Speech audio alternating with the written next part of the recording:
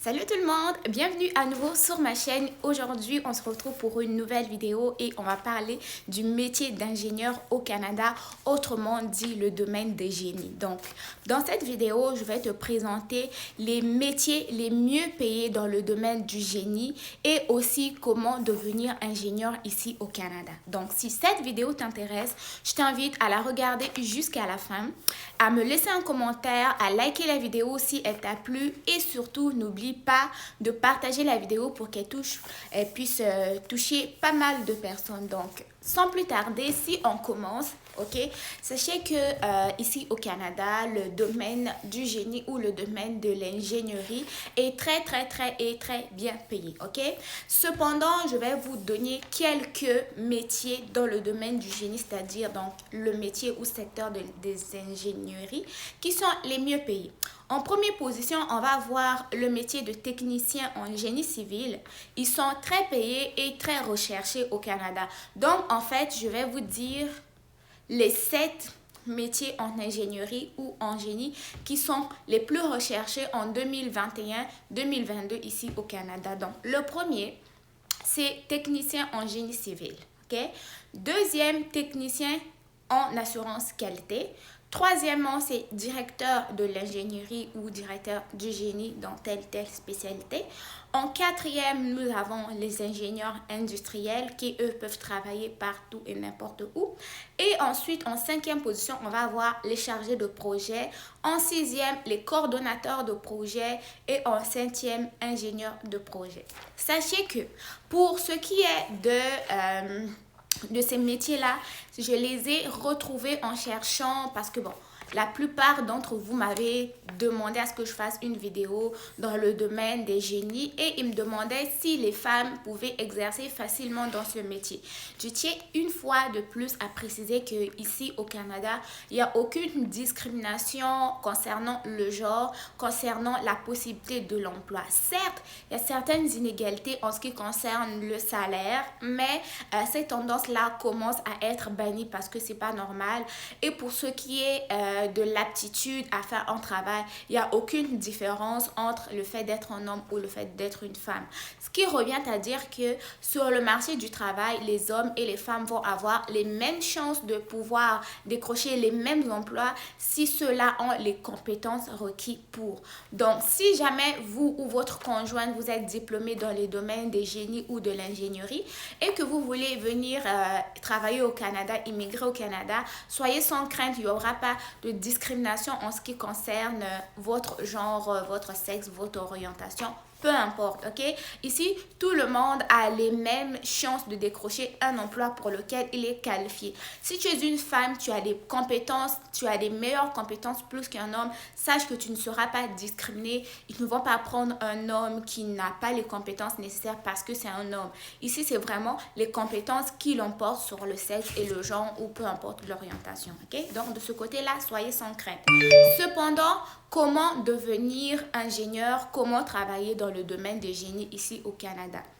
Première chose à faire, il faut que vous déteniez, ok, à la base un bac en génie dans une école canadienne, c'est-à-dire dans une université. Parce qu'au niveau des cégep, il y a des techniques en génie civil, techniques en génie, je ne sais pas quelle sorte, mais ici, l'exigence, c'est avoir un baccalauréat dans le domaine des génies. En deuxième lieu, il faut au moins accumuler 3 à 4 années d'expérience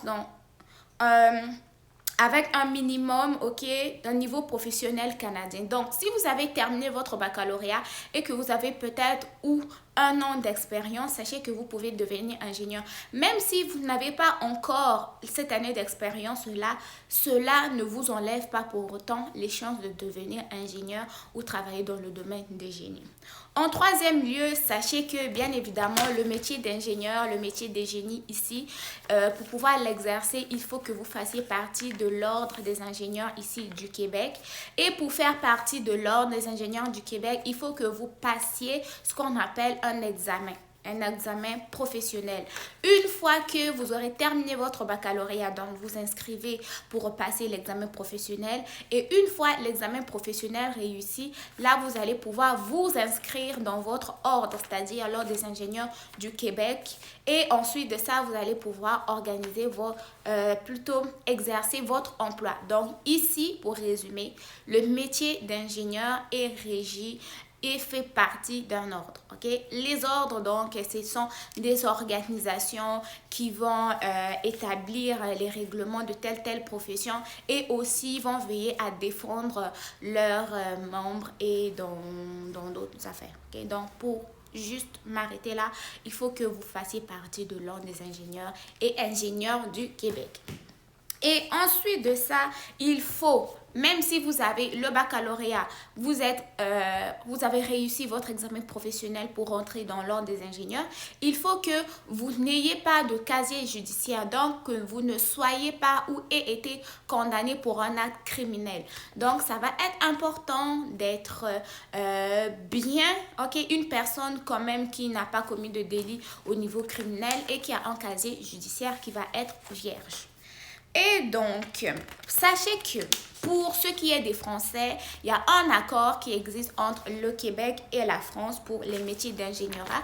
Vous pouvez aller en lire un peu plus là-dessus parce que vous pouvez bénéficier des exemptions que d'autres ressortissants d'autres pays pourraient pas. Donc, allez un peu fouiller c'est quoi l'accord entre la France et le Québec pour le métier d'ingénierat.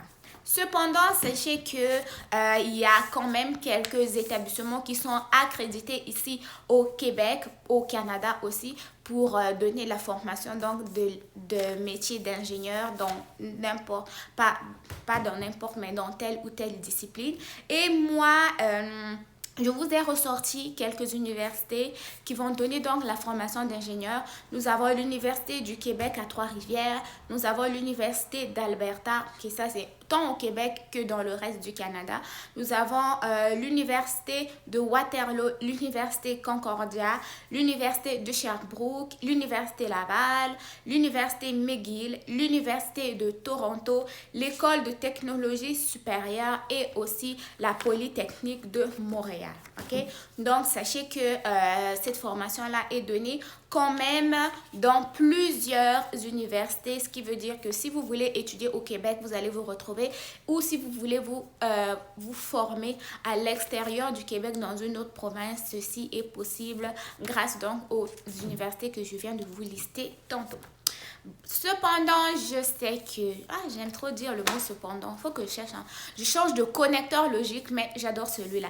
Donc, je vous ai ressorti quand même deux, ok, simplement deux. J'aurais pu vous en ressortir plus, mais comme je vous l'ai dit, c'est un métier qui va bien payer quand même et qui est en recherche. Donc, si vous êtes formé à l'étranger, vous pouvez faire ce qu'on appelle la reconnaissance des acquis.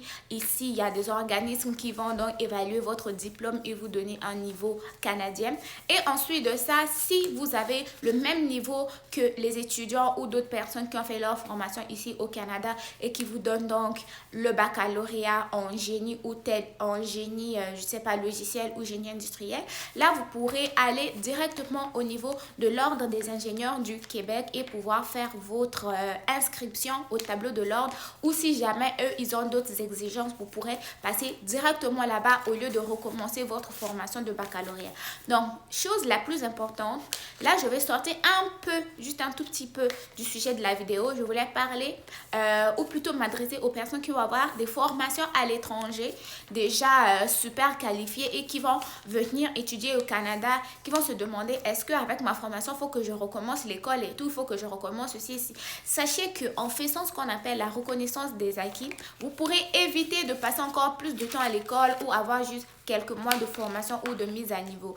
Donc, c'est très important de faire la reconnaissance des acquis pour vous éviter non seulement une perte de temps et une perte d'argent, parce que comme on le sait, les études coûtent cher, c'est du temps, de l'investissement, tout le tralala et tout le tralala. Donc, si tu es ingénieur formé à l'étranger, je te recommande de faire ce qu'on appelle une reconnaissance des acquis ici au Canada avant de pouvoir t'inscrire dans une université pour éviter que soit tu sois rétrogradé ou refaire formation pour laquelle tu as déjà les mêmes compétences recherchées ici au Canada. Ok, donc ça c'est la petite parenthèse qui va s'adresser à toutes personnes qui ont déjà des formations professionnelles à l'étranger, qui ont fait plusieurs années je sais pas, d'emploi dans leur secteur et qui ne savent pas s'ils doivent recommencer leurs études ou pas. Donc c'est très important de faire ce qu'on appelle une reconnaissance des acquis.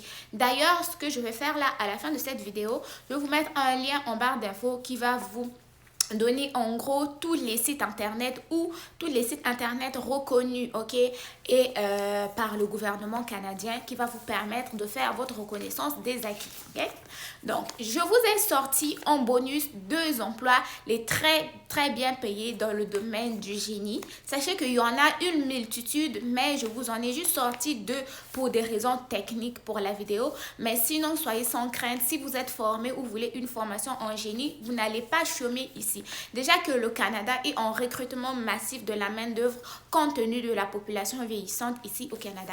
Donc, si vous voulez travailler, vous voulez étudier, il suffit juste de comprendre ce qu'on vous dit dans les vidéos, suivre les démarches nécessaires, poser les questions quand vous n'êtes pas capable. Si moi, personnellement, je ne suis pas capable de vous répondre, je vous mets toujours les liens en barre d'infos concernant les institutions de chaque école.